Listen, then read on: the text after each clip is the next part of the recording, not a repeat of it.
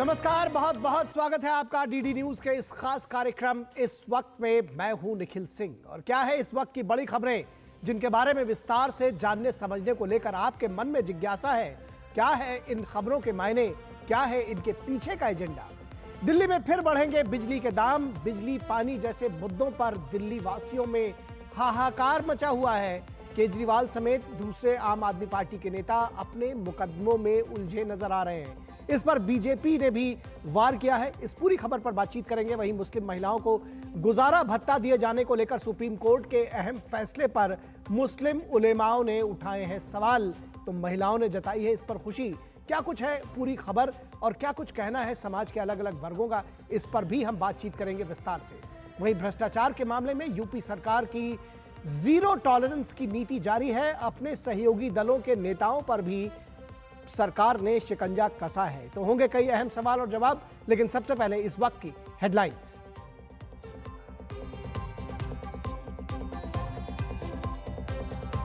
एक बार फिर बढ़े बिजली के दामों की मार झेलेंगे दिल्ली वासी।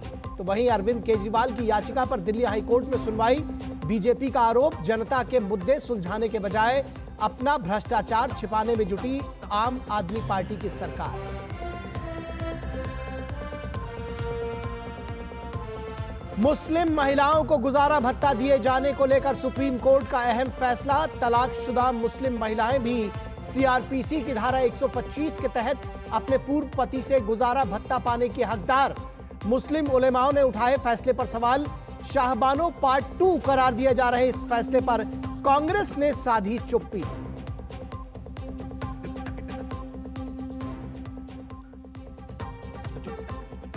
यूपी में रेलवे ग्रुप डी भर्ती के पेपर लीक मामले में सुभासपा विधायक बेदीराम और निषाद पार्टी के विधायक विपुल दुबे के खिलाफ गैर जमानती वारंट जारी।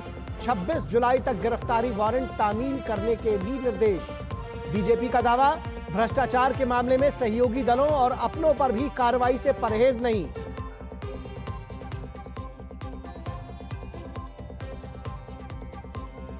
और अग्निपथ योजना को लेकर फैलाए जा रहे भ्रम पर बोले केंद्रीय अर्धसैनिक बलों के प्रमुख। कहा, ये युवाओं, सेना और अर्धसैनिक बल सभी के लिए फायदे की स्थिति।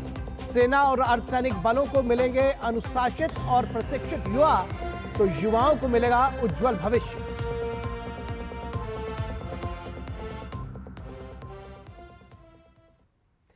तो इस वक्त में सबसे पहले बात कर लेते हैं दिल्ली की, जहां दिल्ली वासी एक बार फिर से बिजली के बढ़े हुए दामों की मार झेलने के लिए तैयार हैं। तो दिल्ली वासी इस तरह के तमाम जो दिक्कतें हैं उनको झेलने के लिए वो विवश रहे हैं। चाहे वो बिजली के बढ़े हुए दामों की बात आज हो रही है, चाहे वो फिर दूसरी बातें रही हो, जल संकट रहा हो। बिजली के मूल्य में हुई बढ़ोतरी बीते मई के महीने से जोड़ी जाएगी। कई लोगों को ये पहले से ही बढ़े हुए बिजली के बिल मिल रहे हैं। जिन लोगों के बिल में वृद्धि नहीं हुई है उन्हें भी जुलाई से बढ़ा हुआ बिजली का बिल मिलेगा। तो हैरानी की बात है कि दिल्ली इलेक्ट्रिसिटी रेगुलेटरी कमीशन की ओर से बुनियादी बिजली शुल्क में कोई संशोधन नहीं किया गया है। तो जो बेसिक फेयर है उसमें कोई संशोधन नहीं किया गया है। इसके बावजूद दिल्ली के लोगों को बिजली के बिलों में बढ़ोतरी का सामना करना होगा। तो एक और परेशानी दिल्ली के लोगों को, दरअसल बिजली उपभोक्ताओं पर यह बोझ पीपीएसी की दरों में बदलाव के कारण हुआ है। Power purchasing adjustment cost PPAC south और वेस्ट दिल्ली को बिजली की सप्लाई करने वाली बीआरपीएल और का पीपीएसी 35.83% तक बढ़ा है। ईस्ट और मध्य दिल्ली को बिजली सप्लाई करने वाली बीवाईपीएल का पीपीएसी 37.75 तक बढ़ा हुआ है। जबकि एनडीएमसी जो कि शहर के पॉश इलाकों की पावर सप्लाई करता है, उसकी पीपीएसी 38.75% तक बढ़ी है। तो इससे पहले हफ्तों तक दिल्ली वासी जल संकट झेल रहे थे। पेयजल को लेकर दिल्ली में त्राही त्राही मची थी, जबकि आप सरकार इसे लेकर दोषारोपण में लगी रही। एक दूसरे पर वो दोष मढ़ते रहे। कुछ दिन पहले तक दिल्ली के लोग बाढ़ जैसी स्थिति और जबरदस्त जलभराव से दो चार हुए थे। तो बिजली का संकट है, पानी का संकट है, जलभराव का संकट है, लेकिन तमाम घोटालों से जूझ रही आप सरकार मुकदमों और जमानत में ज्यादा उलझी नजर आती है। दिल्ली के मुख्यमंत्री अरविंद केजरीवाल की याचिका पर दिल्ली हाईकोर्ट में आज सुनवाई है। केजरीवाल ने आबकारी नीति से जुड़े मनी लॉन्ड्रिंग मामले में ईडी द्वारा जारी समन को चुनौती दी है। यह उनकी गिरफ्तारी से पहले की चुनौती है। बीजेपी का आरोप है कि आप सरकार के सीएम से लेकर मंत्री तक अपने भ्रष्टाचार और अपनी जमानतों के भ्रष्टाचार को छुपाने में और जमानत लेने में व्यस्त हैं। आप नेताओं को जनता की तकलीफों की नहीं, अपनी जमानत की ज्यादा परवाह है। तो यह समझा जा सकता है बीजेपी का आरोप केंद्रीय मंत्री अश्विनी वैष्णव ने केजरीवाल और आम आदमी पार्टी पर भ्रष्टाचारी होने का सीधे तौर पर आरोप लगाया। दिल्ली में जिस तरह से आम आदमी पार्टी और श्री अरविंद केजरीवाल जी ने अराजकता फैलाई है, अपनी बेईमानी के कारण आज दिल्ली का हर निवासी उससे त्रस्त है। कई तरह के बड़े बड़े वादे किए, दिल्ली को साफ करेंगे, कचरे का ढेर बंद कर देंगे, हटा देंगे, कोई भी वादे पे खरे नहीं उतरे। दिल्ली वासियों को पानी की व्यवस्था कर नहीं पाए, शराब के ऊपर उनका फोकस रहा हमेशा। केजरीवाल जी ने शराब घोटाले में जो काम किया, आज उसके कारण संपूर्ण राजनीतिक जीवन पर, उनके विचार पर, उनकी सोच पर एक बड़ा प्रश्न चिन्ह लगा है। और आम आदमी पार्टी के नेता और दिल्ली सरकार में मंत्री सौरभ भारद्वाज ने जवाब में क्या दलीलें दी हैं, ये भी आइए सुन लेते हैं। शराब मामले के आरोपियों से भारतीय जनता पार्टी को इलेक्टोरल बॉन्ड के माध्यम से 55 करोड़ रुपए मिले, जिसके सबूत पब्लिक डोमेन में हैं। जिन जिन लोगों के ऊपर इनकम टैक्स, ईडी, सीबीआई के छापे पड़े, उसमें से बड़ी बड़ी कंपनियों ने पैसा भारतीय जनता पार्टी को इलेक्टोरल बॉन्ड के माध्यम से दिया, जिसके सबूत सबके सामने हैं। हम सिर्फ ये जानना चाहते हैं कि भारतीय जनता पार्टी के ऊपर जांच कब होगी और भारतीय जनता पार्टी पे जांच क्यों नहीं हो रही है। तो हमने जो बढ़े हुए दामों की बात कही, उसमें क्या कुछ कहते हैं केंद्रीय मंत्री अश्विनी वैष्णव, एक बार आइए फिर से उनको सुनते हैं। जिस तरह के उन्होंने घोटाले किए और आज इस घोटाले में कांग्रेस भी शामिल हुई है, एक महाठगबंधन बन गया है कांग्रेस का और आम आदमी पार्टी का दिल्ली को लूटने के लिए। ईडी ने चार्जशीट किया है, सारे के सारे विषयों पे फैक्ट के साथ, डेटा के साथ कोर्ट में चार्जशीट दाखिल की है। जो अरविंद केजरीवाल बार बार बोल रहे थे कि कोई एविडेंस नहीं है, आज सारी एविडेंस कोर्ट के सामने प्रस्तुत की गई है। दिल्ली के निवासियों को तय करना है कि दिल्ली को एक वर्ल्ड क्लास सिटी बनाने के लिए, एक अच्छी सुविधाओं वाली सिटी बनाने के लिए, शहर बनाने के लिए, एक जो कैपिटल का जिस तरह की फैसिलिटीज चाहिए, क्या उसके लिए अरविंद केजरीवाल उपयुक्त है? ये दिल्ली वासियों का आज सोचना है। और आम आदमी पार्टी के नेता और दिल्ली सरकार में मंत्री आतिशी मारलेना का क्या कुछ कहना है इस पूरे मुद्दे पर, बिजली के बढ़े हुए दामों पर, वो क्या कुछ कह रहे हैं, आइए सुनते हैं। देखिए, भारतीय जनता पार्टी पिछले कई दिनों से भ्रम फैला रही है कि दिल्ली सरकार ने बिजली के दाम बढ़ा दिए हैं, पीपीएसी को बढ़ा दिया है। भारतीय जनता पार्टी की ये समस्या है कि जिस जिस राज्य में उनकी सरकार है, वहाँ पे देश में सबसे महंगी बिजली मिलती है। भारतीय जनता पार्टी की ये समस्या है कि जहाँ जहाँ उनकी सरकार है, खुद तो भारतीय जनता पार्टी अपने राज्यों की बिजली की समस्या सुलझा नहीं पा रही और दिल्ली सरकार पे झूठे आरोप लगा रही है। तो एक बार फिर आरोप प्रत्यारोप का सिलसिला शुरू हो चुका है और जैसा कि हमने आपको बताया कि दिल्ली में जो दिल्ली के लोग हैं वो बिजली के बढ़े हुए दाम देने को मजबूर हैं। पीपीएसी दरअसल ये बढ़ गया है, जिसको कहते हैं कि पावर परचेजिंग एडजस्टमेंट कॉस्ट। ये जो बिजली कंपनियां हैं उनकी बढ़ गई हैं, कहीं 35%, कहीं 37%, कहीं 38%। और उसके बाद जो दिल्ली के लोग हों उनको बढ़े हुए दाम देने पड़ेंगे। लेकिन आम आदमी पार्टी की सरकार और उनके नेता लगातार इस बात को कह रहे हैं कि ये भी, इसमें भी वो दूसरों के ऊपर आरोप लगा रहे हैं और इसका सीधा जवाब नहीं दे रहे हैं। हमारे संवाददाता राजेश राज इस पूरी खबर पर बातचीत करने के लिए हमारे साथ मौजूद हैं। राजेश, पहले तो बिजली के बढ़े हुए दामों की अगर बात करें, किस तरह से ये एक और नई मुसीबत दिल्ली के लोगों के लिए आ रही है। अभी आपने पिछले दिनों देखा एक जल संकट था, फिर उसके बाद बढ़े हुए आपने देखा कि किस तरह से जो बाढ़ का संकट था, जल भराव का संकट था, और अब बिजली का संकट। तो ये किस तरह से निपटेगी आम आदमी पार्टी की सरकार? और ये जब कहा जा रहा था कि बिजली के दाम नहीं बढ़ेंगे, बावजूद इसके किस तरह से बिजली के दाम बढ़ रहे हैं, क्या कुछ कर रही है सरकार? देखिए निखिल, आपने बिल्कुल सही कहा कि जिस तरीके से बिजली के दाम के बढ़ने की खबर जो है वो हम कह सकते हैं कि पिछले दरवाजे से दिखाई पड़ रही है, उसको हालांकि आम आदमी पार्टी नकार रही है। लेकिन यह जब सरकार जिस समय अस्तित्व में आई थी, जब पहली मर्तबा चुनकर आई थी, उस वक्त ही यह साफ तौर पर दिखाई पड़ रहा था कि 200 यूनिट बिजली फ्री देने का जो केजरीवाल सरकार का वायदा है, आखिर यह कब तक चलेगा। क्योंकि चुनाव में वायदे कर लेना, फ्रीवीज के तहत बिजली की यूनिट फ्री देने का वायदा करना, यह एक हम कह सकते हैं कि सियासी सिगुफा हम कह सकते हैं कि इसको समझा जा सकता है। लेकिन यह दिल्ली की जनता भली भांति समझ रही थी कि आने वाले दिनों में बिजली के जो दाम हैं वो निश्चित तौर पर बढ़ेंगे। हालांकि उसके तरीके जो हैं वो भले ही अलग हो सकते हैं, लेकिन दिल्ली जैसे महानगर में जो देश की राजधानी है, दिल्ली की राजधानी है, और यहाँ पर जिस तरीके से बिजली की कटौती देखने को मिलती है या फिर जिस तरीके से बिजली के दाम बढ़ने के संकेत मिल रहे हैं, यह एक बड़ी समस्या दिखाई पड़ रही है। बाढ़ की समस्या से दिल्ली की जनता पहले से जूझ रही थी। बिजली जैसी जो मूलभूत सुविधा है उसका मार कहीं ना कहीं आम जनता, जो दिल्ली की जो जनता है उसके ऊपर पड़ रहा है।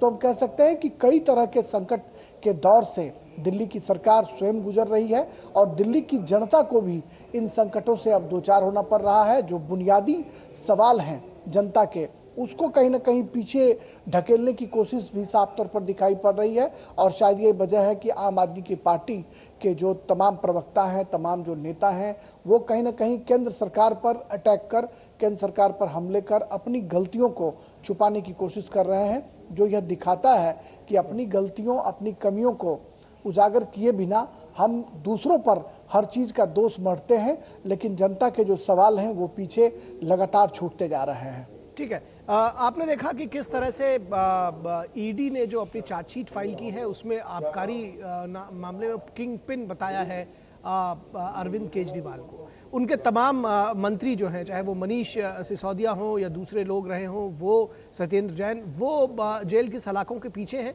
अरविंद केजरीवाल खुद जेल की सलाखों के पीछे हैं। उसके बीच में बिजली का संकट, फिर आप देख रहे हैं कि जल भराव का संकट, जिसको बाढ़ जैसी स्थिति पैदा हुई थी दिल्ली में, उसके पहले पेयजल का संकट।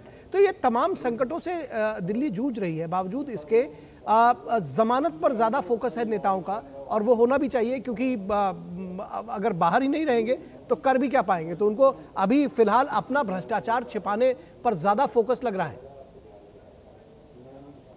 बिल्कुल निखिल, आपने सही कहा कि अपने भ्रष्टाचार को छिपाने के लिए लगातार आम आदमी पार्टी के जो नेता हैं, जो कार्यकर्ता हैं या जो फिर उनके प्रवक्ता हैं, वो अपने फेस को बचाने के लिए लगातार दूसरों पर आरोप लगा रहे हैं। और आपने देखा कि अब से कुछ ही देर पहले मनोज तिवारी, जो उत्तर पूर्वी दिल्ली के सांसद हैं, भारतीय जनता पार्टी के पूर्व प्रदेश अध्यक्ष रह चुके हैं दिल्ली के, उन्होंने प्रेस कॉन्फ्रेंस किया था यहीं पर भारतीय जनता पार्टी के राष्ट्रीय मुख्यालय पर, और उन्होंने साफ तौर पर अरविंद केजरीवाल से इस्तीफा मांगा और कहा कि अब जबकि कई तरह की वैधानिक चुनौतियां जो हैं वो सामने दिखाई पड़ रही हैं, कई तरह की संवैधानिक चुनौतियों से दिल्ली सरकार को जूझना पड़ रहा है, और ऐसे में अरविंद केजरीवाल जेल में रहकर मुख्यमंत्री की कुर्सी पर आसीन हैं, उन्हें अपने पद से इस्तीफा दे देना चाहिए। और कई तरह के मनोज तिवारी ने आरोप लगाए, कई तरह के बिंदुवार तरीके से उन्होंने अरविंद केजरीवाल सरकार पर हमला किया। बबाना में जो स्थिति दिखाई पड़ रही है,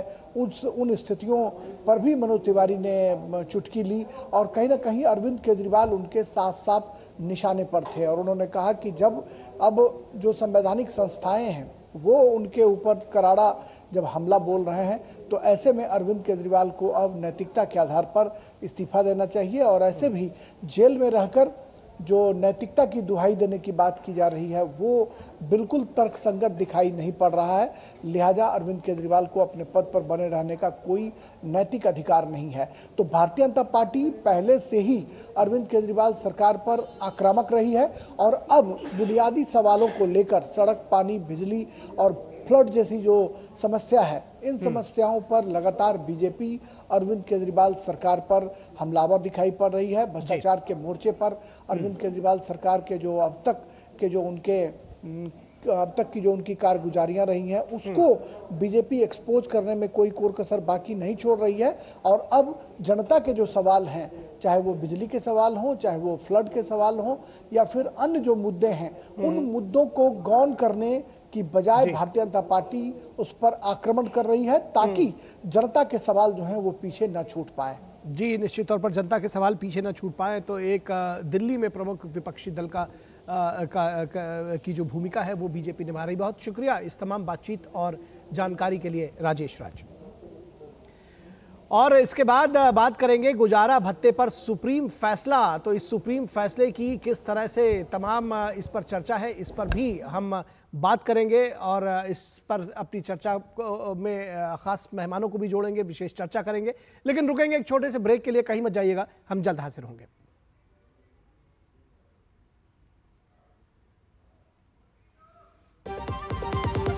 लाल रंग इसका अपार, तीखा कम है फिर भी स्वाद, बेमिसाल बेमिसाल MDH कश्मीरी।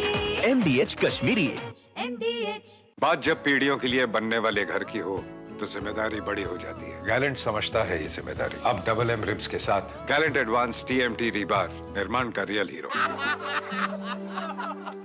चुटकुला समझ नहीं आया? समझ तो ये नहीं आता कि खेत धान का या खरपतवार का। तो इसमें समझना क्या है दोस्त? ले आओ धान के खरपतवारों का स्पेशलिस्ट ग्रीन लेबल। IIL के ट्रैक्टर ब्रांड का ग्रीन लेबल, धान के खरपतवारों का स्पेशलिस्ट। हरदम तैयार है, बिल्कुल तैयार है, हरदम तैयार है, तैयार है, जी जाने से तैयार है, इसीलिए तो हम लहरों के पहरेदार हैं।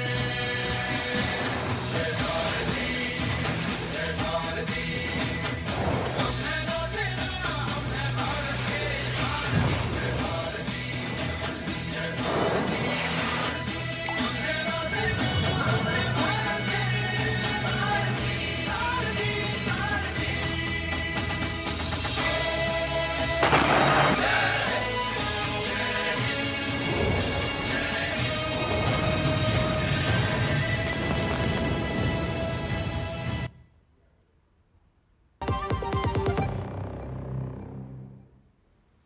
ब्रेक के बाद एक बार फिर आप सभी का स्वागत है और अब बात करेंगे गुजारा भत्ते पर सुप्रीम फैसला। तलाकशुदा मुस्लिम महिलाएं भी अब उनको गुजारा भत्ता मांगने का हक है और यह फैसला सुप्रीम कोर्ट ने साफ तौर पर दिया है।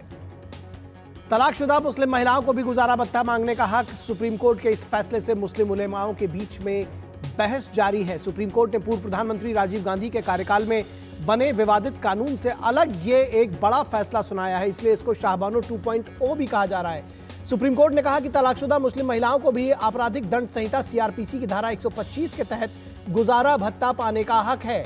पिछले दिनों तेलंगाना हाई कोर्ट ने अब्दुल समद को अपनी पत्नी को गुजारा भत्ता देने का निर्देश दिया था। इस आदेश के खिलाफ अब्दुल समद ने सुप्रीम कोर्ट में याचिका दाखिल की थी और सुप्रीम कोर्ट ने कहा है कि महिला चाहे किसी भी धर्म की हो, उसे शादी टूटने पर पति से गुजारा भत्ता मांगने का हक है। 38 साल पहले जब सुप्रीम कोर्ट ने शाहबानो को पति से गुजारा भत्ता लेने का हकदार बताया था, तब उलेमाओं के आगे झुककर तत्कालीन प्रधानमंत्री राजीव गांधी ने संसद से कानून पारित करवा दिया था।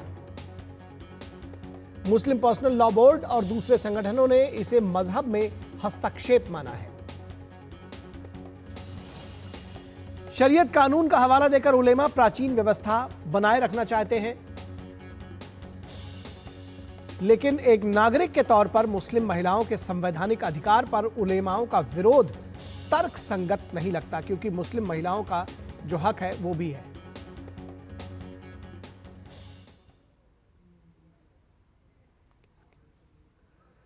और आइए आपको सुनाते हैं इस पर क्या कुछ कहा बीजेपी के नेता सुधांशु त्रिवेदी ने। मुस्लिम महिलाओं के लिए एक बहुत बड़ी राहत और मानवीय संवेदना का मार्ग प्रशस्त किया है। तो मानवीय संवेदना का मार्ग प्रशस्त किया, यह कहना है बीजेपी के नेता सुधांशु त्रिवेदी का। और जनता दल यूनाइटेड के केसी त्यागी क्या कुछ कहते हैं, आइए आपको यह भी सुनाते हैं। सुप्रीम कोर्ट के इस फैसले का हम स्वागत करते हैं। जाति या धर्म के आधार पर फैसले नहीं होने चाहिए, लिहाजा मुस्लिम महिलाओं के अधिकारों का भी हम समर्थन करते हैं। क्या कुछ कहती हैं शाजिया इल्मी इस पूरे मामले पर, आइए आपको ये भी सुनाते हैं। अब मुस्लिम महिलाएं जो कि तलाकशुदा हैं, बाकायदा कानूनी प्रावधान का इस्तेमाल करके गुजारा भत्ता की मांग कर सकती हैं। सुप्रीम कोर्ट ने साफ साफ कहा है कि सीआरपीसी की धारा 125 के तहत अब मुस्लिम महिलाएं जो तलाकशुदा हैं मेंटेनेंस की अलाउंस की मांग कर सकती हैं और ये अनिवार्य होगा कि उनको ये मेंटेनेंस दिया जाए।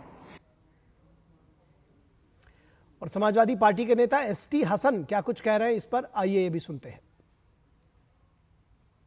गुजारा भत्ता हम समझते हैं उस महिला के लिए तो जायज़ है जिसको मामूली बात पे तलाक हो गई या किसी उसके शौहर ने दूसरी औरत के चक्कर में, शादी के चक्कर में उसे तलाक दे दी, वहाँ तक तो सही है।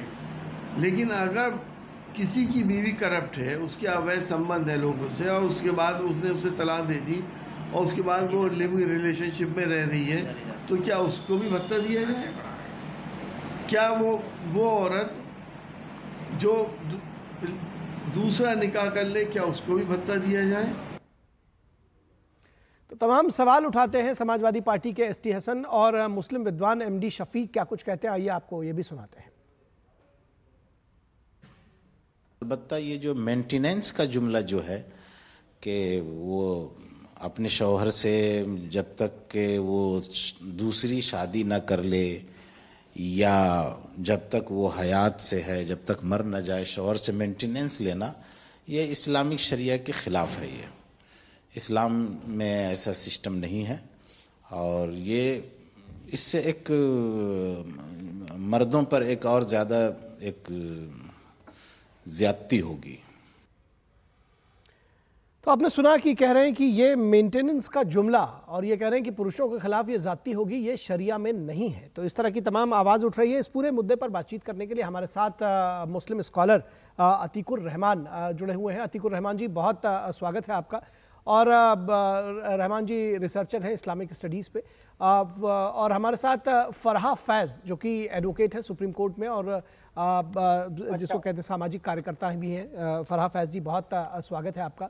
इस पूरे विषय पर बातचीत करेंगे आपसे। और इसके साथ ही साथ विनोद मिश्रा, हमारे कंसल्टिंग एडिटर, वो भी जुड़े हुए हैं। शुरुआत विनोद मिश्रा जी के साथ करना चाहेंगे। विनोद जी, आपने पूरी खबर सुनी, देखी, जानी, और इसको शाहबानो 2.0 भी कहा जा रहा है क्योंकि 38 साल बाद एक बार फिर कहीं ना कहीं कोर्ट ने उसी तरह का फैसला दिया है जैसे शाहबानो के मामले में दिया था। कैसे इस पूरे फैसले को का आकलन करेंगे आप?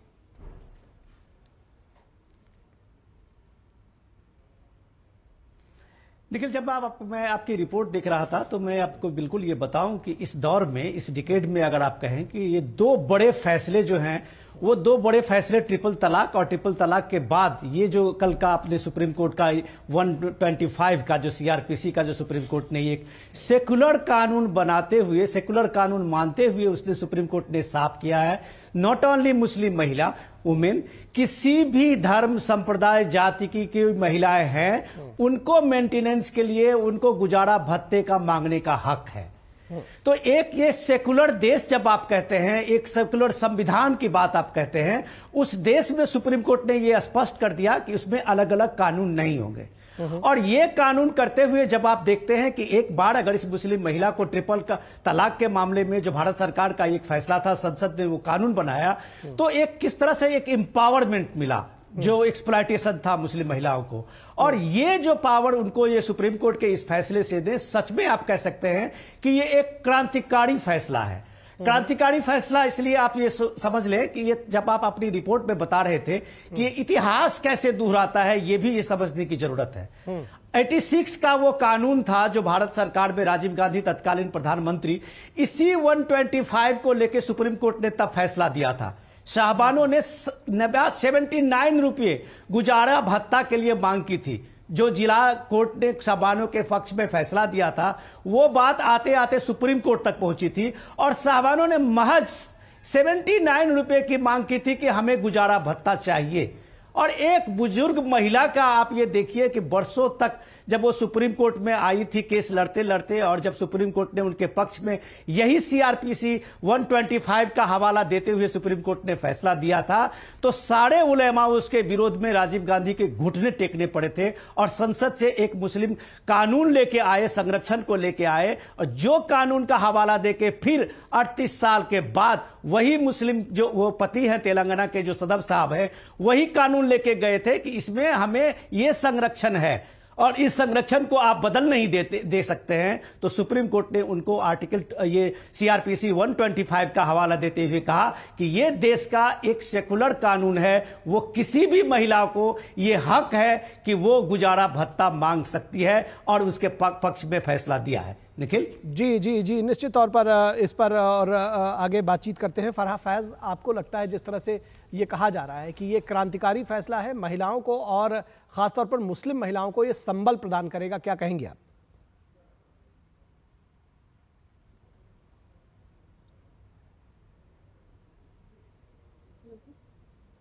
हेलो फरहा, आप हमें सुन पा रही हैं? जी, अब आई आवाज आपकी। जी जी जी जी, मैं कह रहा हूं कि जिस तरह से इस फैसले को क्रांतिकारी बताया जा रहा है और कहा जा रहा है कि शाहबानो 2.0 का यह फैसला है जिस पर तमाम विरोधी सुर भी उठ रहे हैं, लेकिन कम से कम जो मुस्लिम महिलाएं हैं उनको ये सशक्त बनाता है, क्या कहेंगे आप? देखिए, डेफिनेटली 1986 में जो जजमेंट आया था वो भी गुजारा भत्ता को लेकर के ही था, जो बहुत अच्छा अपने आप में जजमेंट था। लेकिन पूरी की पूरी कोशिश की गई उस वक्त मौलानाओं की, all India Muslim personal law board की, जमीयत उलमा हिंद की, कि उस वर्डिक्ट को जो है वो चेंज कर दिया जाए, और उन्होंने अपनी ड्राफ्टिंग जो है वो उस वक्त पास कराई, और एक उस वक्त एक्ट फ्रेम हुआ, the Muslim women protection of rights on divorce. तो उसमें सिर्फ और सिर्फ इद्दत पीरियड के लिए इन्होंने कहा कि गुजारा भत्ता दिया जाएगा, और लेकिन उसके सेक्शन 5 में इन्होंने कहा कि अगर हस्बैंड और वाइफ दोनों एग्री हैं तो 125 सीआरपीसी का जो है वो प्रोविजन में वो लोग जा सकते हैं। तो अगर वहां पर इन्होंने ये एडमिट किया है कि 125 सीआरपीसी में जा सकते हैं, तो आज अगर ये दोबारा से जो इन्होंने एक बादल सा ले आए थे कि इसमें हस्बैंड की भी सहमति होनी चाहिए अगर 125 सीआरपीसी में जा रहे हैं, तो ऑनरेबल सुप्रीम कोर्ट ने आज ये क्लियर कर दिया है कि अगर कोई लेडी तलाक के बाद में गुजारा भत्ता मांगती है और वो 125 सीआरपीसी के प्रोविजन का इस्तेमाल करना चाहती है, तो उसमें उसके हस्बैंड की कंसेंट का कोई जरूरत नहीं है, वो अकेले भी ये सूट फाइल कर सकती है और इस एक्ट और इस प्रोविजन का जो है वो लाभ ले सकती है। लेकिन आज भी मौलाना परेशान है। मुझे सुनने में आया है, क्योंकि इस वक्त मैं सहारनपुर में ही हूँ, और मुझे सुनने में आया है जमीयत उलमा हिंद ने अपनी लीगल कोर की जो है वो मीटिंग कॉल की है, शाम में उनकी मीटिंग है। ये डेफिनेटली उनके मुंह पे जो है वो तमाचा है। दोबारा से फिर ये लोग बिलबिला रहे हैं कि जो मुस्लिम मेल है उस पर ये ज्यादती हो जाएगी। जैसे अभी मैं आपकी रिपोर्ट देख रही थी, उसमें एक ये वर्डिक्ट आया था कि ये मुस्लिम मेल पर जो है वो अतिरिक्त बोझ होगा। तो अगर हम शरिया की भी बात करते हैं, जिस शरिया की ये दुहाई देते हैं, उस शरिया में भी इतने सारे प्रोविजंस हैं फीमेल को फाइनेंशियली स्टैब्लिश करने के। आप ये बता दीजिए, उस वक्त जब फीमेल की फाइनेंशियल स्टैब्लिशमेंट की बात शरिया करता है, वो प्रोविजन क्यों ये उस समुदाय में नहीं बताते, क्यों ये जो मुस्लिम मेल है उन पर इम्पोज नहीं करते कि ये आपको फॉलो करना जो है ये शरिया लॉ को जरूरी है, मैंडेटरी है। जब तलाक दे दिया जाता है, क्यों उसका स्त्री धन नहीं दिया जाता, क्यों उसके मेहर को डिसाइड करने के लिए उसकी राय नहीं ली जाती। तो ये जब ये चीजें हो रही होती हैं तो तब ये अवेयरनेस कहाँ चली जाती है, तब इनकी परेशानियां कहाँ चली जाती है। लेकिन आज अगर एक औरत इतनी लंबी लड़ाई लड़ करके फैमिली कोर्ट, फिर हाई कोर्ट और उसके बाद सुप्रीम कोर्ट ये अपना एक कोई राइट ले पाती है, तो इनको फिर बेचैनी शुरू हो जाती है और ये बिलबिलाने लगते हैं और दुहाई देने लगते हैं शरिया की। शरिया में ऐसे कोई प्रोविजन नहीं है जो मुस्लिम औरत को इतना कमजोर बनाती हो और कि वो अपने जो हक है उनका इस्तेमाल ना कर सके और मुस्लिम मेल पर ही डिपेंड रहे। तो डेफिनेटली आज जो ये जजमेंट आया है जस्टिस नागरत्ना और जस्टिस ऑगस्टीन जॉर्ज मसी की बेंच से, ये तारीफ के काबिल है। और ऑनरेबल सुप्रीम कोर्ट ने ये क्लियर कर दिया कि कॉन्स्टिट्यूशन का जो आर्टिकल 14 है जिसमें इक्वलिटी बिफोर लॉ है, तो कानून सबके लिए एक है। Either the women is belong to Hindu community और मुस्लिम कम्युनिटी और एनीवन एल्स। तो उसमें जो है किसी भी हाँ, किसी के साथ जाति धर्म के आधार पर भेदभाव नहीं होगा। निश्चित तौर पर यह फैसला है। अतीकुर रहमान जी, ये अगर मुस्लिम महिलाएं सशक्त हो रही हैं तो मुस्लिम पुरुषों को कोई दिक्कत है क्या इसमें? क्यों इस तरह के बयान क्यों हमको देखने को मिल रहे हैं? निखिल जी, बहुत बड़ी दिक्कत पैदा हो गई है। ना सिर्फ उलेमा बल्कि वो तमाम लोग जो अपनी बेटियों की शादी करते हैं, अपनी बहुओं को घर में लाते हैं। यहाँ पर आपको रोकना चाहेंगे अतीकुर रहमान जी। जफर इस्लाम बीजेपी के प्रवक्ता एक प्रेस कॉन्फ्रेंस को संबोधित कर रहे हैं, आप सबको वहीं सीधे लिए चलेंगे, इसके बाद इसमें जोड़ेंगे आपके साथ। तो जफर इस्लाम बीजेपी के प्रवक्ता इस विषय पर वो एक प्रेस कॉन्फ्रेंस को संबोधित करने जा रहे हैं, हम आपको सीधे वहीं जोड़ रहे हैं। ये प्रेस कॉन्फ्रेंस जो है उसका मकसद है जो ऑपोजिशन में खासकर राहुल गांधी और बहुत सारे ऑपोजिशन के लीडर जो झूठ और फरेब और साथ साथ लोगों को गुमराह कर रहे हैं उसका पर्दाफाश करना है। आप अक्सर देखते हैं कि राहुल गांधी जी और खास के सदन के पटल से भी उन्होंने हिंदू धर्म का तो अपमान किया ही है, लेकिन मानो ऐसा लगता है जिस तरह से झूठ बोलते हैं कि उन्होंने एक नया धर्म जो है उसका पालन करना शुरू कर दिया, वो झूठ बोलने का धर्म। इसलिए अक्सर वो हर अपने स्पीच में झूठ बोलते हैं। आज उसी को आंकड़े को दिखाते हुए उस झूठ का पर्दाफाश करना चाहता हूं। देखिए, अक्सर वो आप सुनते होंगे राहुल गांधी और बहुत सारे विपक्ष के लीडर उनको जो फॉलो करते हैं वो कहते हैं कि देश में बेरोजगारी है या जॉब क्रिएशन नहीं हो रहा है या देश की अर्थव्यवस्था स्ट्रांग नहीं है। ये सिर्फ राहुल गांधी और अपोजिशन बोलते हैं, दुनिया नहीं बोलती है, मैं बता रहा हूं। या महंगाई बहुत बढ़ रही है। आज इन तीनों मुद्दे पे और खास के जॉब क्रिएशन पर, जो रोजगार के मामले पे, मैं आपके सामने बहुत सारे ऐसे आंकड़े रखूंगा जिससे राहुल गांधी जी और उनके जो ब्रिगेड है उनका पर्दाफाश हो जाएगा। मैं बताना चाहता हूं कि पूरे दुनिया में कोविड के बाद और खासकर पिछले 2 सालों से पूरे दुनिया में अगर सबसे बेहतर जो अर्थव्यवस्था जिस देश की है वो भारत वो देश है जिसमें इन्फ्लेशन कंट्रोल में है। 3 महत्वपूर्ण चीज होती है, इन्फ्लेशन है, जॉब क्रिएशन है और बाकी जो मैक्रो इकोनॉमिक पैरामीटर्स है, उस तीनों मापदंड में भारत सबसे आगे है। सबसे सक्सेसफुल नेशन है इन तीनों चीज को मैनेज करने में। आज आप देखिए जिस तरह से ग्रोथ रेट है भारत की, वो दुनिया के जो पूरे ग्रोथ इंक्रीमेंटल जीडीपी जो बोलते हैं, वो पूरे दुनिया के इंक्रीमेंटल जीडीपी का 18%, ऑलमोस्ट 1/5 आपके देश से आता है। फिर भी ऑपोजिशन के लीडर कहते देश की अर्थव्यवस्था ठीक नहीं है। हो सकता है उनकी पार्टी की व्यवस्था ठीक नहीं हो, लेकिन देश की अर्थव्यवस्था ठीक है। ये मैं आपको बताना चाहता हूं। और ये इस बात को दुनिया के हर मल्टीलैटरल, हर बड़ी इंस्टीट्यूशंस, वर्ल्ड बैंक, IMF और दुनिया के बड़े बड़े बैंक जिनका भारत से कोई लेना देना नहीं, वो सिर्फ आंकड़ों और जो उनका एक्सपीरियंस है उसके बेसिस पे जाते हैं। उनके हिसाब से इन्फ्लेशन जो है हिंदुस्तान में कंट्रोल में है, जो महंगाई दर है, अर्थव्यवस्था यहां पर, और सबसे ज्यादा जॉब क्रिएशन में नंबर 1 दुनिया में भारतवर्ष है। ब्रीफली मैं थोड़ा सा आपको कुछ आंकड़े बताता हूं, उससे आपको भी समझ में आएगा कि जो लोग का जो डबल स्टैंडर्ड है उसका उनको बेनकाब आज करना चाहता हूं।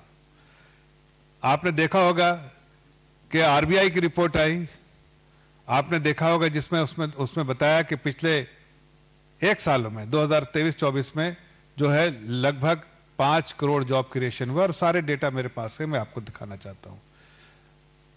जो पूरा वर्क फोर्स था वो 57.9 करोड़ था और अभी 64.3 करोड़ है। लगभग 5 करोड़ जॉब क्रिएशन सिर्फ 1 साल में हुआ है। ये आंकड़े आरबीआई के हैं, अभी जो पब्लिश है वो दिखता है। दूसरी तरफ इंपॉर्टेंट बात है कि पिछले 10 सालों में 2014 से लेकर 2024 तक हमारे 10 साल के कार्यकाल में हमने 12.5 करोड़ जॉब क्रिएट किया है। 12.5 करोड़ जॉब, ये अपने आप में एक रिकॉर्ड है। पूरे दुनिया में सबसे सक्सेसफुल जॉब क्रिएशन करने वाली जो देश है वो भारतवर्ष है।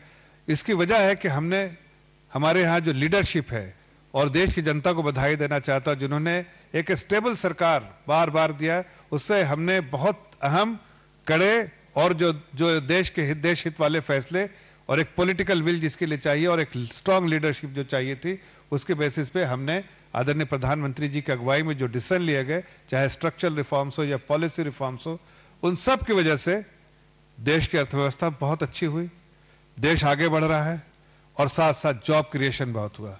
हमने 12.5 करोड़ जॉब क्रिएट किया इसलिए कि हमारे देश में ग्रोथ है।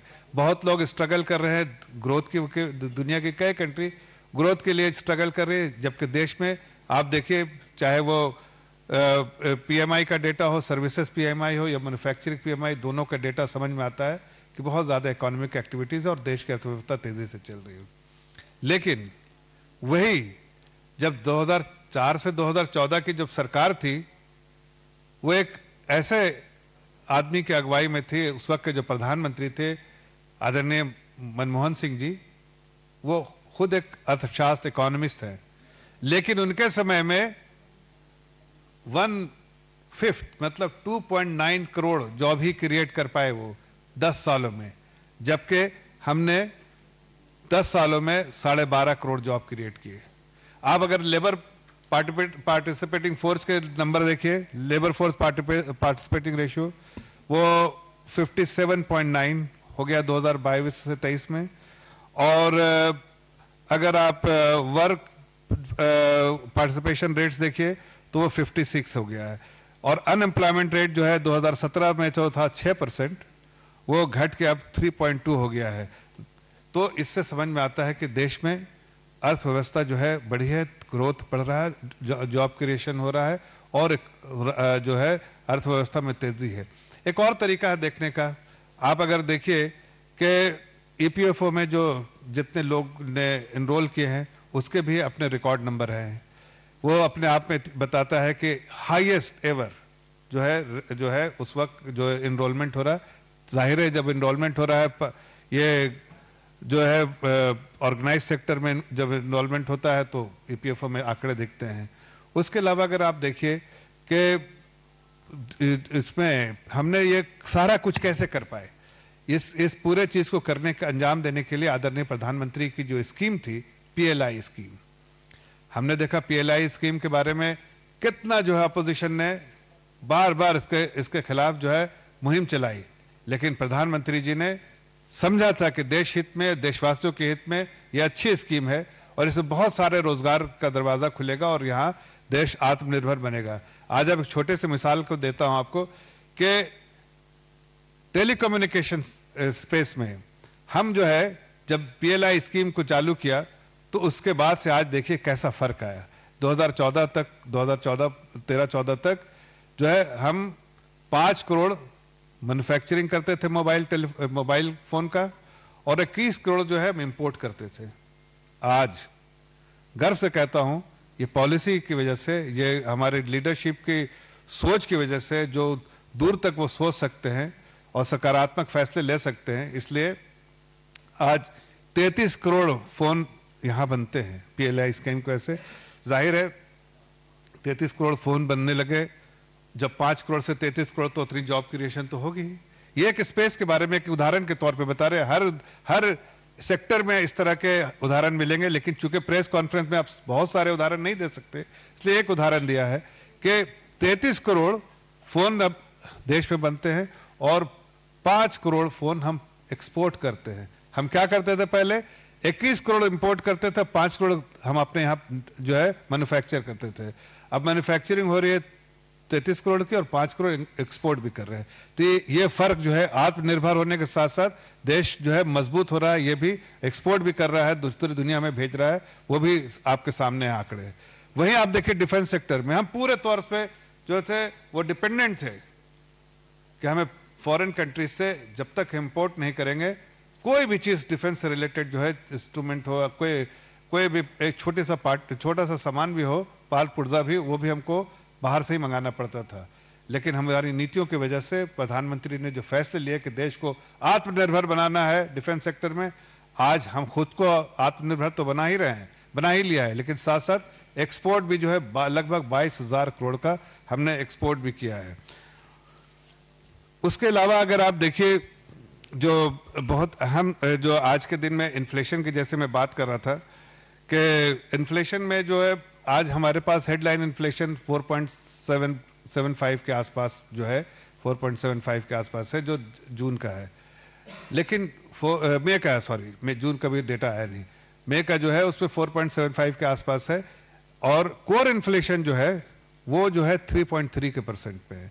तो हेडलाइन इन्फ्लेशन बढ़ा है। मैं मानता हूं कि अगर पूरे दुनिया के परिप्रेक्ष्य में देखिए तो सबसे बेस्ट इन्फ्लेशन मैनेजमेंट हमारे सरकार ने किया है और इसलिए आज भी जो पहले से फॉर्मूला रखा था 4 ± 2 उसके अंदर ही है और पूरे 10 साल का अगर आंकड़ा निकालो तो हमारे कार्यकाल में 5% जो है इन्फ्लेशन रहा है, एवरेज इन्फ्लेशन, और उनके यहां पर जब यूपीए के सरकार में डबल जो है ऑलमोस्ट 9% के पास रहा और अगर 2009 से 2014 के बीच में देखें तो लगभग 10% उनका इन्फ्लेशन रेट एवरेज इन्फ्लेशन रहा है और हमारे यहाँ पूरे 10 साल के कार्यकाल में 5% रहा। उसके बावजूद कि कोविड जैसी मारी हमने देखा है, कोविड जैसे समय देखा है, यूक्रेन का क्राइसिस देखा है जहां पर सप्लाई चेन बिल्कुल बंद हो जाता है, डिसरप्शन था कंप्लीटली, नो सप्लाई चेन और हर जगह जो है डिमांड की वजह से और सप्लाई ना होने की वजह से बहुत इन्फ्लेशन बढ़ गया था। फिर भी उन सारे इंपैक्ट के लेते हुए भी हमारे देश में इन्फ्लेशन का जो इंपैक्ट है सिर्फ 5% पिछले 10 सालों में। तो आप देख रहे थे जफर इस्लाम का, वो किस तरह से बता रहे थे कि क्या कुछ कितना एम्प्लॉयमेंट के मोर्चे पर पिछले 10 वर्षों में जो बीजेपी की सरकार है, एनडीए की सरकार है, उसने काम किया है। उन्होंने एक कंपैरिजन दिया कि 2004 से 2014 के बीच में सिर्फ 2.5 करोड़ जॉब्स हो पाई थी, उनका सृजन हुआ था, रोजगार का सृजन हुआ था, जबकि 2014 से 2024 में यानी 10 वर्षों में जो एनडीए नीति सरकार रही उसके समय में 12.5 यानी 12.5 करोड़ जो है रोजगार उसका सृजन हुआ। और अब बात करते हैं, एक बार फिर वापस लौटेंगे अपनी खबर पर, उससे पहले रुकेंगे एक छोटे से ब्रेक के लिए, कहीं मत जाइएगा, जल्द हाजिर होंगे। आपके घर के खाने में रेस्टोरेंट जैसा स्वाद ले आए MDH का शाही पनीर मसाला। पनीर को क्या मस्त बना डाला। ज्यादा उपज और भरपूर मुनाफा भी। दोनों मिलेंगे टोरी से, एक हाथ में खरपतवार की हार और दूसरे हाथ में ज्यादा पैदावार। समझे? IIL के ट्रैक्टर ब्रांड का टोरी। अब खरपतवार होगा हक्का बक्का, बढ़ेगा मक्का। ब्रेक के बाद एक बार फिर आप सभी का स्वागत है और अब बात करेंगे एक बार फिर से हम जो चर्चा कर रहे थे कि किस तरह से जो सुप्रीम कोर्ट का अहम फैसला आया है मुस्लिम महिलाओं को गुजारा भत्ता दिए जाने की, उसको लेकर के हम इस चर्चा को आगे बढ़ाएंगे। हम बातचीत कर रहे थे, अतीकुर रहमान जी हमारे साथ जुड़े हुए हैं, मुस्लिम स्कॉलर हैं, इस्लामिक स्टडीज़ के रिसर्चर हैं, और हमारे साथ विनोद मिश्रा जी भी जुड़े हुए हैं। अतीकुर रहमान जी, बीच में आपकी बात रह गई थी, आप कह रहे थे कि जो पुरुषों को मैंने पूछा था कि आखिर दिक्कत क्या है, अगर मुस्लिम महिलाएं उनको अगर कोई हक मिलता है, उनका हकूक उनको मिलता है, तो दिक्कत क्या है? जी, तो निखिल जी, मैं ये बता रहा था कि ना सिर्फ उलमा बल्कि तमाम वो लोग जो अपनी बच्चियों को ब्याहते हैं और अपनी बहू बना के घर में लाना चाहते हैं, ये जो मेंटेनेंस का मामला है यहाँ से शुरू नहीं होता है। ये शुरू होता है दरअसल जब निकाह के वक्त में मेहर नाम की एक चीज तय होती है जी। तो प्रोफेटिक ट्रेडिशन ये है, हुजूर का फरमान ये है कि अपनी हैसियत के हिसाब से आप मेहर बांधे। मैंने आज तक की कोई ऐसी शादी नहीं देखी निखिल जी जहां पर मेहर हैसियत के हिसाब से बांधा। करोड़पति लोग भी मेहर बनवाते हैं 25,000, 50,000, 1.25 लाख, 1 लाख। अब ये मेहर की फिलॉसफी क्या है निखिल जी? अल्लाह ताला ये चाहता है कि अगर किसी वजह से सेपरेशन हो जाए हस्बैंड और वाइफ के बीच में, तो ये मेहर की रकम इतनी माकूल होनी चाहिए कि उस लड़की को किसी के दरवाजे खटखटाने की जरूरत ना पड़े वो खुद मुख्तार अपने आप को इतना माने कि अपने बलबूते पर अपनी आगे की जिंदगी वो जी सके, बावकार जिंदगी, बिल्कुल प्राउडली, किसी के डिपेंडेंसी के बगैर। इसी यहाँ पर मेहर को रौन दिया जाता है, शादी के वक्त में रौन दिया जाता है, माँ बाप द्वारा, जो ससुर है उस द्वारा, जो मेल उसका वुड बी हस्बैंड है उसके द्वारा। ये बुनियादी है। अगर मेहर सही तरीके से बांध दिया जाए हैसियत के हिसाब से, अब अगर सेपरेशन हो जाता है तो इस लड़की को आखिर किसी के ऊपर डिपेंडेंट लेने की जरूरत क्यों पड़ेगी? क्यों इतने सालों बाद भी रिफॉर्म नहीं आ पाया मुस्लिम समाज के अंदर? इतने सालों बाद सुप्रीम कोर्ट ने फिर आपको एक तमाचा मारा, शाहबानू के बाद भी आप सुधरे नहीं। ये बहुत बड़ी एक इंट्रोस्पेक्शन का ये हुआ है यहाँ जी। पर निश्चित तौर पर मुस्लिम समाज को इंट्रोस्पेक्शन करना चाहिए जैसा कि आप कह रहे हैं, लेकिन कम से कम जब कानून की बात आती है तो कानून के दायरे में तो सभी बराबर हैं, तो कम से कम जो सुप्रीम कोर्ट का फैसला है वो भी सर आंखों पे होना चाहिए था। भाई जो लोगों ने 79 रुपीज देने पे इनकार कर दिया वो थाउजेंड में कैसे मानेंगे निखिल जी, बताइए ना। मतलब ये एक मिसोजिनिस्ट और पैट्रियार्कल समाज को आप पूरी तरह से एक्सपोज कर रहे हैं। ये नहीं मानेंगे। और मैं आपको बता दूं, देखिए कम्युनिटी के अंदर जो फीलिंग आज है वो फीलिंग थोड़ा सा अगर मेहनत की जाए तो वो ये जो मौलाना या उलेमा का चंगुल है इससे बाहर आ सकते हैं। सिर्फ करना ये है कि इन तक ये मैसेज पहुंचाना है। और मैं शुक्रगुजार हूं फराह फैज जी हमारे साथ है, इन्होंने बहुत लड़ाइयां लड़ी है, कामयाब भी हुई है, लेकिन बहुत बड़ी लड़ाई इनके लिए बाकी है। जब तक कि समाज के अंदर खुद सुधार करने की, जब तक कि ये मेहर की रकम, जब तक कि वुमेन्स राइट्स और पोजीशंस को माना नहीं जाएगा कम्युनिटी के अंदर, ये सुधार आना बहुत मुश्किल है। ठीक है, फराह फैज का रिएक्शन ले लेते हैं इस पर। फराह फैज जी, लड़ाई अभी बाकी है और ये कहना है कि ये कम से कम जो मुस्लिम समाज है और जो खासतौर पर जो पुरुष है उनकी मानसिकता को बदलने की जरूरत है। सबसे पहले तो बहुत हमारे स्ट्रगल को जो है समझा इस चीज को। ये बात सही कही है कि अभी हमारे लिए स्ट्रगल बाकी है, बहुत लड़ाइयां भी लड़नी बाकी हैं और ये चीजें तब तक सुधार में नहीं आएंगी जब तक जो हमारे यहाँ की जो दो संस्थाएं हैं, all India Muslim personal law board और एक जमीयत उलमा हिंद, अगर ये दोनों सीधी हो जाएं तो हमारे यहाँ की बहुत बड़ी समस्याओं का समाधान हो जाएगा। लेकिन ये लोग अपनी सुप्रीमेसी को कायम रखने के लिए ये हर एक जो मुस्लिम कम्युनिटी के हर एक बंदे को जो है वो गुमराह करते हैं।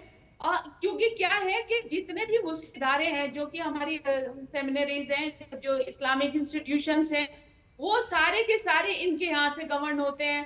सारे के सारे मौलाना, मुफ्ती, इमाम, पेश इमाम। चलिए, तो आवाज़ नहीं आ रही है फिलहाल। विनोद मिश्रा जी, मैं चाहूँगा आखिरी कमेंट्स आपके इस पूरे विषय पर, मैं बहुत ही कम शब्दों में।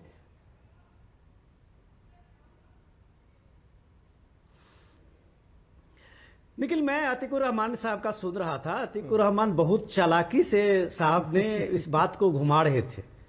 वो एक तरह से ये परसेप्शन देने की कोशिश कर रहे थे कि ये सुप्रीम कोर्ट का जो फैसला है वो बिल्कुल सही है, लेकिन दूसरी तरफ वो अतीकुर रहमान साहब सुप्रीम कोर्ट के फैसले को गलत भी बता रहे हैं। अब ये गलत कैसे बता रहे हैं कि अतीकुर रहमान साहब जब मेहर की व्याख्या कर रहे थे तो वो इंट्रोस्पेक्शन देखते हैं कि रहने दो, ये सारी चीजें हम खुद फैसला कर लेंगे।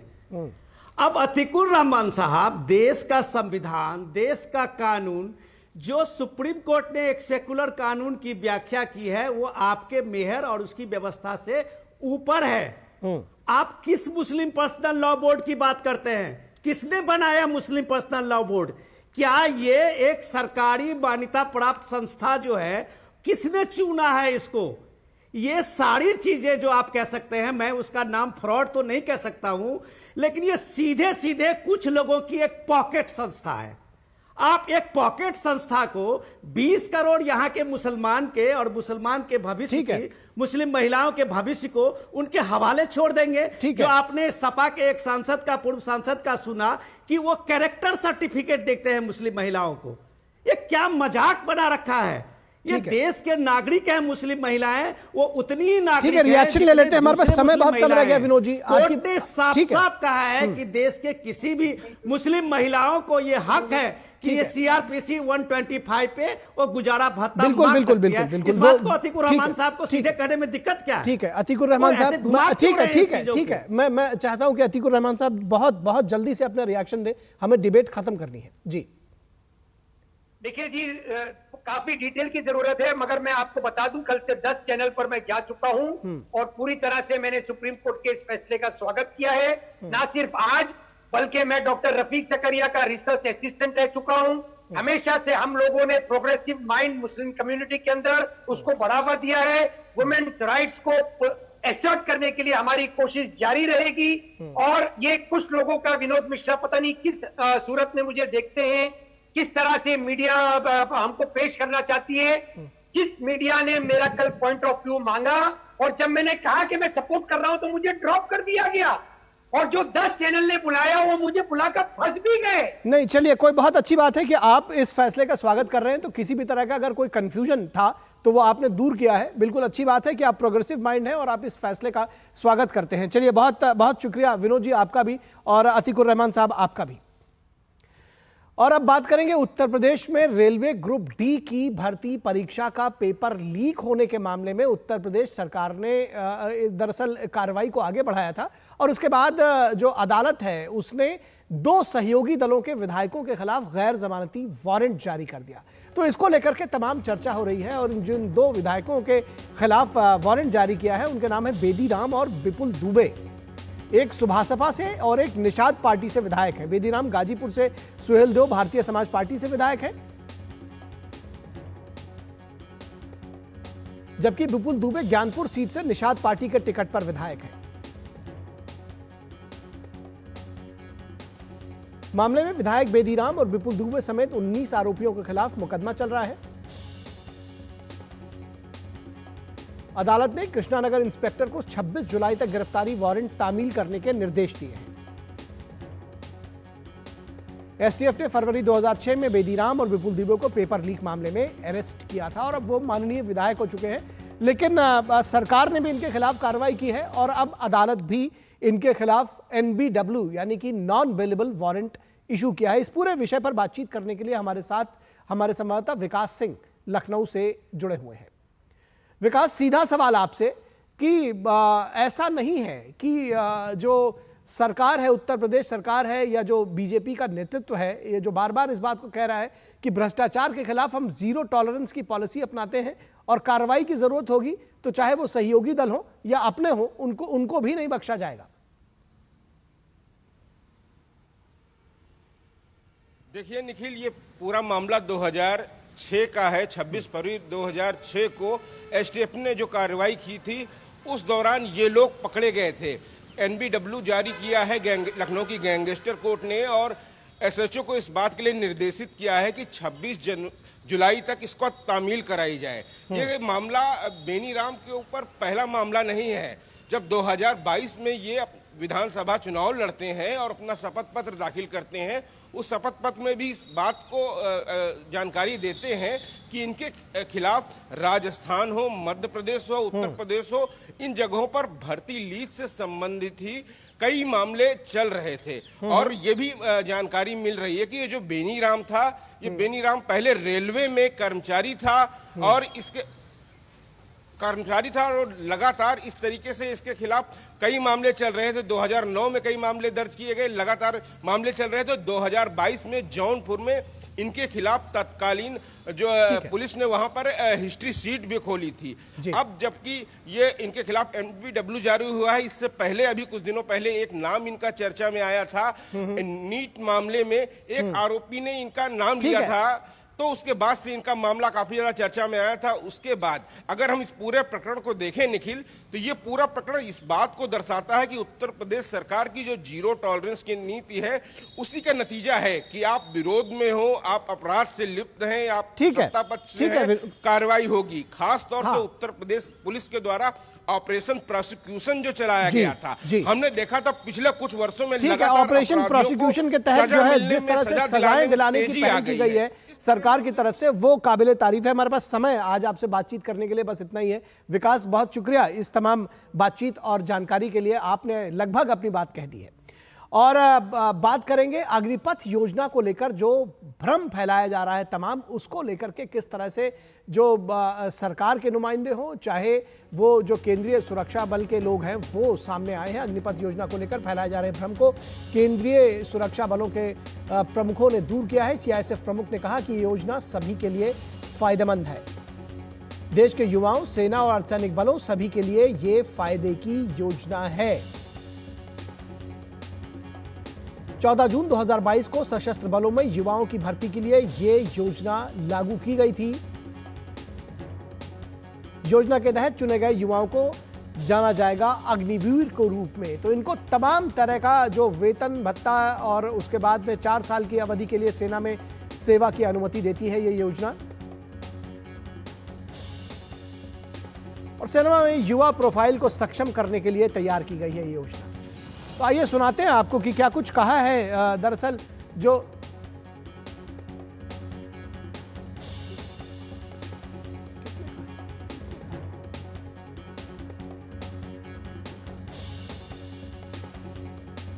तो आइए इस पूरे विषय पर डीजी सीआईएसएफ क्या कुछ कह रहे हैं, आइए सुनते हैं। गृह मंत्रालय भारत सरकार के द्वारा एक्स अग्निवीरों का केंद्रीय सुरक्षा बलों में भर्ती हेतु महत्वपूर्ण निर्णय लिया गया है। इस निर्णय के अनुसार सीआईएसएफ ने भी एक्स अग्निवीरों की सीआईएसएफ में भर्ती हेतु सभी तैयारियां कर ली हैं। इस तैयारी के अंतर्गत अग्निवीरों के लिए कांस्टेबल पद की भर्ती में 10% पद जो हैं वो अग्निवीरों के लिए आरक्षित किए गए हैं। इसके अतिरिक्त उन्हें पीईटी, जिसको कि शारीरिक दक्षता परीक्षा कहते हैं, उसमें उन्हें छूट प्रदान की गई है। साथ ही उन्हें आयु सीमा में भी छूट प्रदान की गई है। आयु सीमा की यह छूट जहां प्रथम वर्ष में 5 वर्ष तक की है, वहीं आगामी वर्षों में यह छूट 3 वर्ष तक की है। इन तैयारी के अंतर्गत अग्निवीर, जो भी एक्स अग्निवीर हैं, वो समय पर इस व्यवस्था का लाभ उठाएंगे, यह सीआईएसएफ भी सुनिश्चित करेगी। यह व्यवस्था जहां एक ओर सीआईएसएफ के लिए भी महत्वपूर्ण है, क्योंकि सीआईएसएफ को एक सक्षम, योग्य एवं प्रशिक्षित मैन पावर मिलेगा, जिससे फोर्स में डिसिप्लिन होगा, ऑपरेशंस में हमारी बेहतर होगी। उसी प्रकार एक्स अग्निवीरों को भी इस व्यवस्था के माध्यम से सीआईएसएफ में सेवा का अपॉर्चुनिटीज प्राप्त होगा, उन्हें सेवा का सुनहरा अवसर प्राप्त होगा। तो इस वक्त में बस इतना ही। हमारी पूरी टीम को दीजिए इजाजत। नमस्कार।